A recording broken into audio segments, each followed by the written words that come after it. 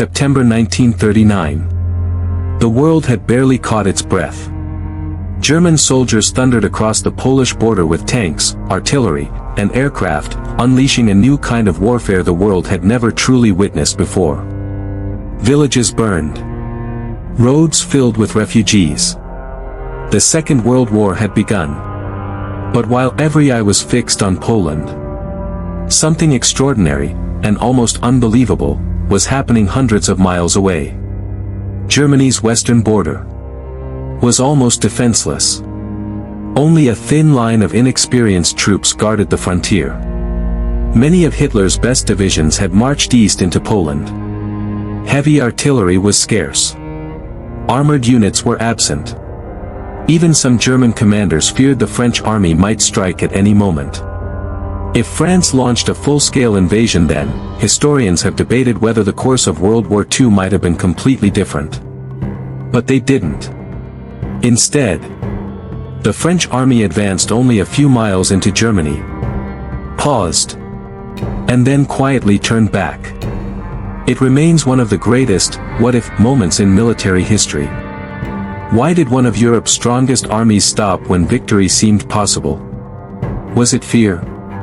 Poor leadership? Political hesitation? Or were the circumstances far more complicated than they appear today?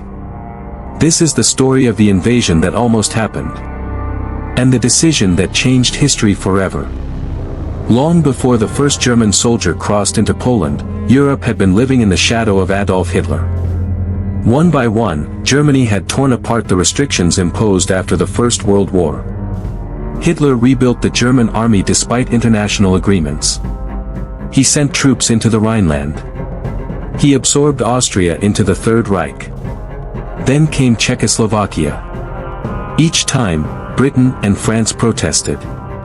Each time, they hoped diplomacy would prevent another catastrophic war. Many leaders still carried painful memories of the trenches of World War I. Nearly 20 years earlier, millions of young men had died fighting over a few hundred yards of muddy ground. Entire generations had been lost. No government wanted to repeat that nightmare. Instead of confrontation, European leaders chose negotiation. History would later remember this policy as appeasement. For a while, it seemed to work. But Hitler interpreted every concession differently. He saw hesitation. He saw weakness. And he became convinced that Britain and France lacked the courage to fight. By 1939, however, the situation had changed. When Germany demanded more territory from Poland, Britain and France finally drew a line. They guaranteed Poland's independence. If Germany invaded, they promised they would declare war.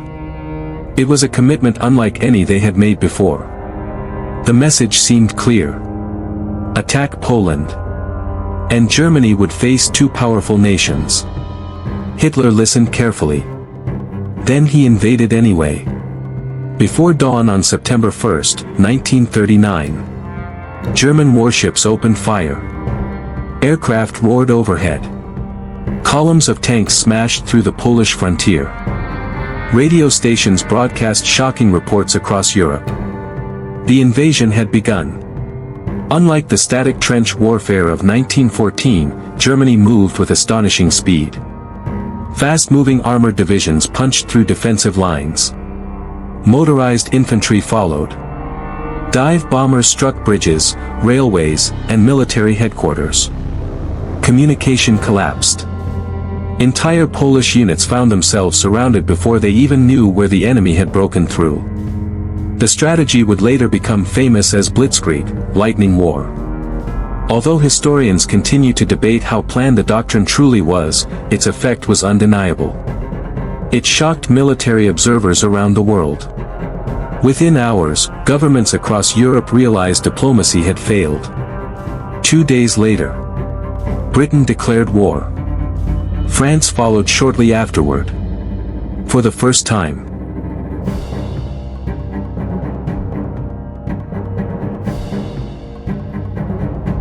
since 1918, Europe was once again at war.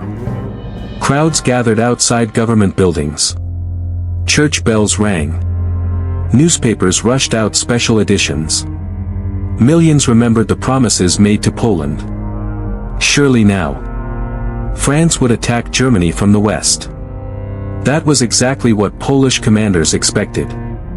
And Germany feared it too. As German armies raced deeper into Poland, they left something incredibly valuable behind. The western frontier. Military strength is never unlimited. Every tank sent east could not defend the west. Every experienced division fighting Poland was unavailable elsewhere. Germany had concentrated most of its best troops on crushing Poland quickly. That decision created a dangerous imbalance. Along the French border stood the West Wall, often called the Siegfried Line. On maps, it looked intimidating. Rows of bunkers. Concrete obstacles. Defensive positions stretching across the frontier. But appearances were deceiving. Much of the line remained incomplete.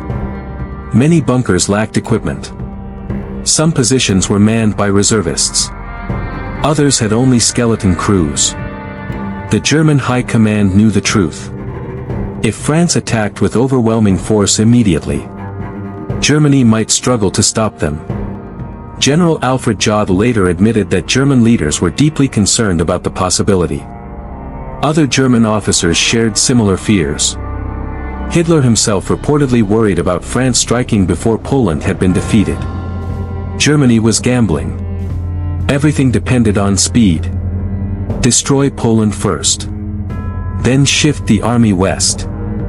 If that timetable failed, Germany could face disaster. It was a risky strategy. One that relied heavily on the assumption that France would hesitate. An assumption history proved correct. But at that moment, no one knew how France would respond. The fate of Europe hung in the balance. On September 7, 1939, just 6 days after Germany invaded Poland, the French army finally crossed the border. For many Polish commanders, this was the moment they had been desperately waiting for. If France attacked with full strength, Germany would be forced to make an impossible choice. Continue crushing Poland, or rush troops back to defend the homeland. Either option could shatter Hitler's carefully planned campaign. The French army was not weak. In fact, on paper, it was one of the most powerful military forces in the world. France could field nearly 100 divisions. Its artillery was among the finest in Europe. Its famous Char B-1 heavy tanks were better armored than many German tanks of the time. The French Air Force was smaller than Germany's, but it was still a formidable force. Most importantly, France had something Germany desperately lacked in September 1939. Time. Germany's elite divisions were fighting hundreds of miles away in Poland. Many military historians later argued that Germany's western defenses were dangerously exposed during these first weeks of the war. As French soldiers crossed into the Saar region, many expected fierce resistance. Instead, they found something astonishing. Silence. French patrols advanced cautiously through forests and villages. Every step forward could have triggered hidden machine guns or artillery fire. Instead, the roads were almost deserted. Many German civilians had already been evacuated. Entire villages stood strangely quiet. Windows were shuttered. Doors remained locked. Shops were empty. The only sounds were the boots of advancing French soldiers and the distant rumble of artillery from another front hundreds of miles away. Some German defensive positions had already been abandoned. Others contained only a handful of nervous reservists. French engineers cleared mines. Infantry occupied villages without firing a shot. Within days, France had captured dozens of square miles of German territory. The advance was slow, but almost uncontested. To many soldiers, it felt unreal. After years of preparing for another terrible war, they were walking into Germany almost unopposed. Some officers believed this was only the beginning. Soon, they thought, the main offensive would begin. Heavy artillery would move forward. Tank divisions would break through. The French army would push deep into Western Germany. But those orders never came. To understand why France hesitated, you have to travel back 20 years. The First World War had left scars deeper than ruined cities.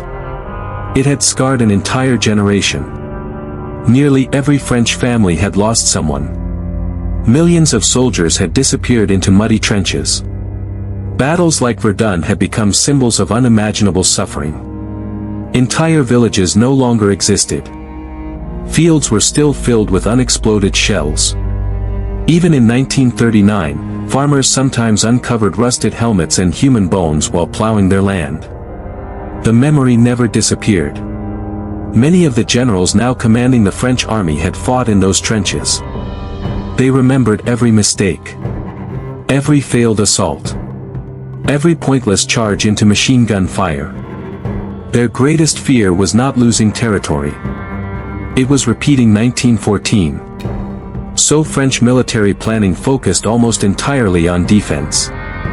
Instead of building an army designed for rapid attacks, France built the Maginot Line, a massive chain of underground forts, bunkers, artillery positions, and tunnels stretching along much of its eastern frontier. It was an engineering masterpiece. Powerful, modern, almost impossible to destroy from the front.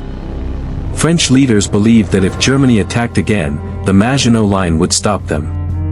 Then France could slowly mobilize its enormous army before launching carefully planned counterattacks. Everything about French strategy emphasized caution.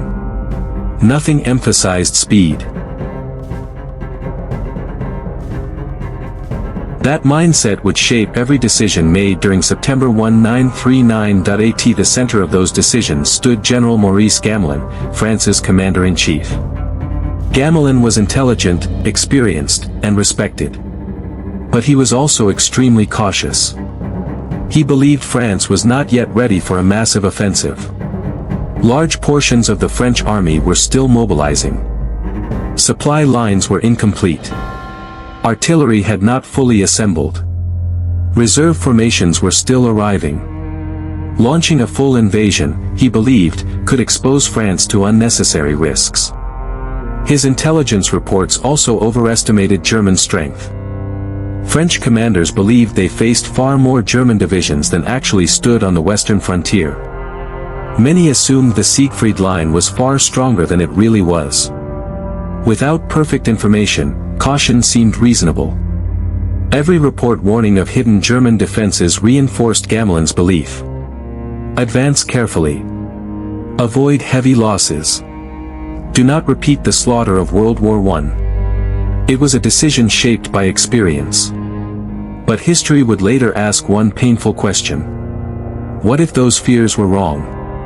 While French commanders debated, Adolf Hitler watched anxiously from the east. His entire strategy depended on one assumption. France would not attack seriously. Every passing day strengthened his confidence.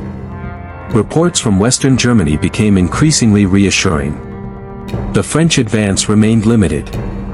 No major breakthrough. No massive artillery barrage. No armored assault. Instead, French troops occupied abandoned villages, conducted patrols, and then stopped. Inside German headquarters, relief spread. Every extra day allowed more Polish territory to fall. Every victory in Poland brought Germany closer to transferring experienced divisions back west. Time. The one thing Hitler desperately needed was being handed to him. The gamble that could have destroyed the Third Reich.